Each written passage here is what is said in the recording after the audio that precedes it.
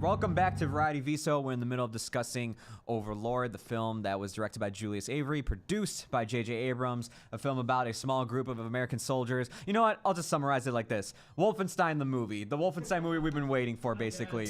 I was going to say that. I was going to mention that if they ever do a Wolfenstein movie, like a legit Wolfenstein movie, they should get people who worked on this movie. Yeah. Because I think they got like the violence right. They did. Every time that there was a gunfight, the set, which this is a testament to good sound quality in your movie, the gunshots were visceral, and I liked them. Yeah. They were really cool. Yeah. Pretty much every action scene, or at least one in particular, one gunfight, it had lots of moments of me going, We'll talk about, because like really there's only one big action scene, really. It's towards the end of the movie. It's the final, like the third act is just one big action sequence. Right.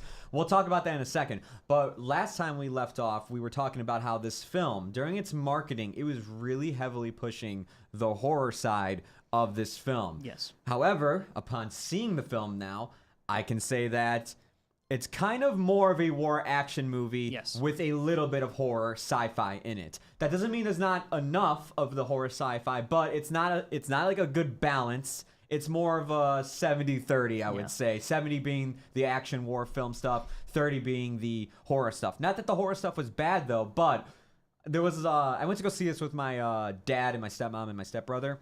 And my stepbrother and my stepmom were kind of disappointed that there wasn't more of the like zombies in the movie. They liked it. They enjoyed the movie still. They were just like, man, we were really hoping more of the whole zombie thing. And I can't really blame them because when you go watch this trailer, it's really heavily pushing that stuff. Yeah, it's like Beetlejuice. You know, Beetlejuice is only like 15 minutes in that movie. Yeah. And I feel like the trailers are pushing these zombies, and it was only like 15 or 20 minutes of the zombie thing. Yeah, it's got the aesthetics, it's got the set design, it's got the lighting of a horror film. Yeah, but when Boy sneaks into that castle, it is like he's running through like basically a haunted house that you would run through in, like on Halloween. I mean, he's running like every time he turns the corner, he either finds a dead body, half of a body like moving around, somebody going into a cage and just blood being poured out of the cage only, and then a human head talking. I mean, like he's running around this whole, it's just like the most insane haunted house ever. It's a pretty horrifying, like let's see what's going on through this haunted house. It's not quite on the same level as like something like creepy, like Hostel,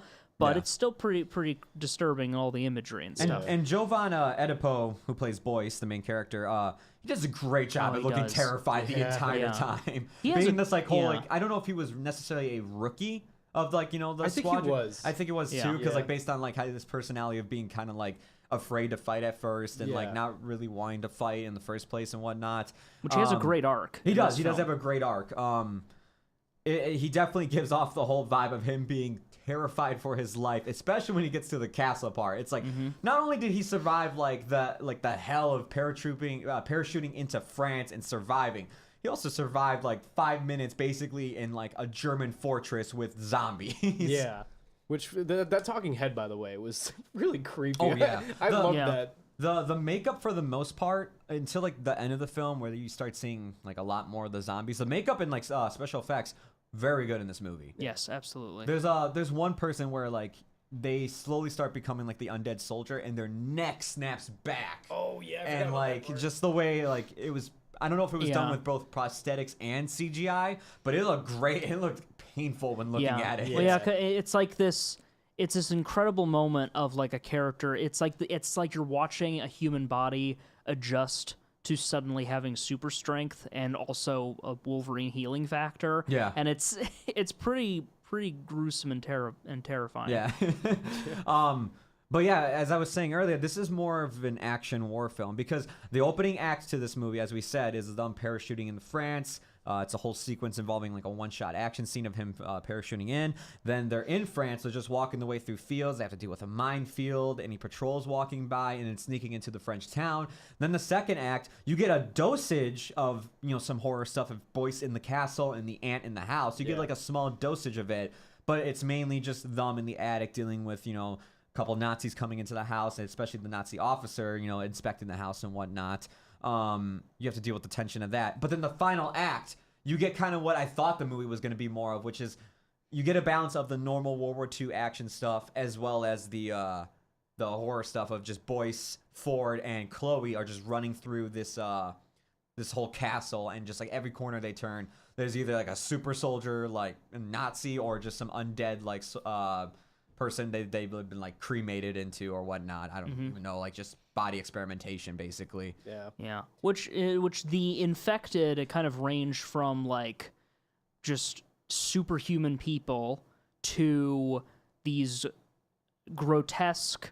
Oh, it's only one of two types, I think. Yeah, it's the super soldiers who can talk and are cognizant completely, or they're the grotesque like mutant monsters, which that's kind of another reason why I feel like that part of the film wasn't as fulfilling for me, because I wanted more of those. I guess I just thought it was going to be more. There was going to be more of that throughout the whole thing. Yeah. But the ones that are there, they're pretty creepy. Yeah, like there is one where I can't get into spoilers obviously, but there's one where one person's face gets like kind of like shot off, and like it's great makeup, and he's talking while half of his face is just dismembered and also still moving and slowly healing while he's talking, because he's given the serum that is basically doing this experimentation.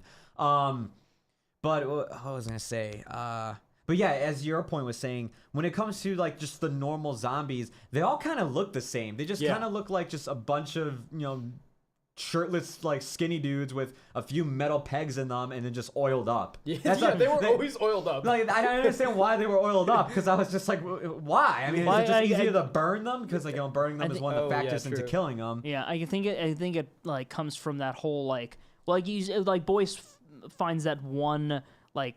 Well, actually, it wasn't even a zombie at that point, but it was just like these sort of sacks hanging from the ceiling that are just like these people like inside of them. And I guess the reason they oiled up. This is me trying to explain the aesthetics and the design philosophy behind these monsters. It was probably to give this idea that it's some sort of like newborn creature. Okay, Makes sense. I can see that. I can see that too. But the last action sequence in general, it's the entire third act basically. It is great. The sound design is great. Anytime there's gunfire going on, it sounds great. It's intense. It's shot great. And then whenever it does a great job at balancing like your like war action film outside the castle, where like a couple of the troopers are just trying to like get attention from the Germans away from the castle so that Boyce and all of them could sneak in. And then you have the inside the castle, which is basically just a horror movie like going on and just like running around trying to survive inside the castle. And it cuts back and forth, and it blends perfectly together during the third act. And I'm glad that like at first I was kind of disappointed. I'm like, oh, now we're finally getting it towards the end. But the ending, to me, it delivers. And then I really thought back to it. I'm like, okay, you know what? If we didn't take like this slow time to actually like, build up towards this point, and we started where we're like the third act ended, like the third act kind of has like this big action sequence as I was talking about. If that would have started in the middle of this film, maybe I would have gotten tired of it throughout. Because like if the zombies were all gonna look the same, and if like the action was just gonna be them just running around constantly in like the castle, like how long can you really do that for? That's a good point. Yeah. So it being the final act of the movie, like something just to go out on, I'm like, you know what? That was a smart move. Whoever decided that was smart thinking right there. Yeah, and I'm personally, I'm kind of tired of the zombie thing, the genre as a whole. Me too. I'm tired of The Walking Dead. Yeah. Oh my god. And everyone's tired of The Walking Dead. Yeah. The thing is with this movie, if there wasn't any zombies at all, I don't think it would work. I think it would just be kind of those cliche war movies. Yeah. But if it was a movie with zombies throughout, I still don't think it would work. I think it would be oversaturating the market that's already filled with like zombie things. And I think what they did with that third act was perfect. Like just a little taste of what could happen if they really overran it. And I feel like that built tension even more in a way, like a haunting element almost, like of what could be a situation. It had that, trying to find the right words for this, but like trying to like it's more ambiguous. It's in your head kind of deal. But okay. You want anything to add, Matthew? That's fair. And now that I think about it, if they had injected more undead, and I guess it's not even necessarily undead, but just mutants, more freaky, creepy mutants, then maybe I'm just asking that they have more of that, but also make a conscious effort to add variety. So it's kind of again like a game because you know people are calling this kind of like Wolfenstein the movie. So actually even though having, Castle like, too. I mean, it's Yeah. Castle Wolfenstein. That's why I really like. I'm like, okay, Castle, Yeah. super soldiers. I'm like, this is Wolfenstein. Yeah, exactly. even though it's not like, well, I mean, I've only played the new Wolfenstein games, so I don't recall off the top of my head a lot of mutants, but like It's the older ones. the older ones, Yeah. yeah, okay. Old So the Blood, old, I Like think, Return has to it. Castle Wolfenstein. yeah, so there, but yeah, I think it would have been cool to have more of it throughout, assuming that they are smart enough to have a variety, or it's like there's this type of cool monster, and then there's an even creepier monster with a whole different design aesthetic. Yeah. Yeah. It would have been cool to see that. And that's something I wish the film did have. I was fine with what we got, but I did leave kind of wanting just a bit more when it came to the creature aspect. I totally agree with Matthew on that. I agree too. That's something I. But yeah, like going off of your point, Alex, is that it is a movie that if it didn't have the zombie aspect, this would have been just a really generic, bland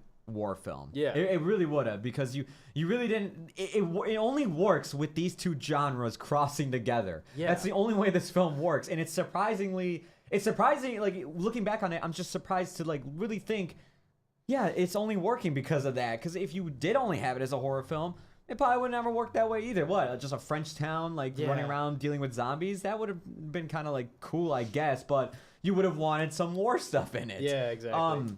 So I think it does a great job at genre blending it all in the final act. I could have used a bit more, but I was fine with what I got, especially with Matthew's point, which is I wanted some variety in the creatures as well. Also, And I the have- variety would. Oh, I'm sorry. Oh, no, you can go on. The variety is a big thing. Like I wanted to see more like creepy stuff. Like the talking head was so creepy. Yeah. And I wanted to see more like cool. Well, not cool, but like creepy, terrible experimentations that they were doing.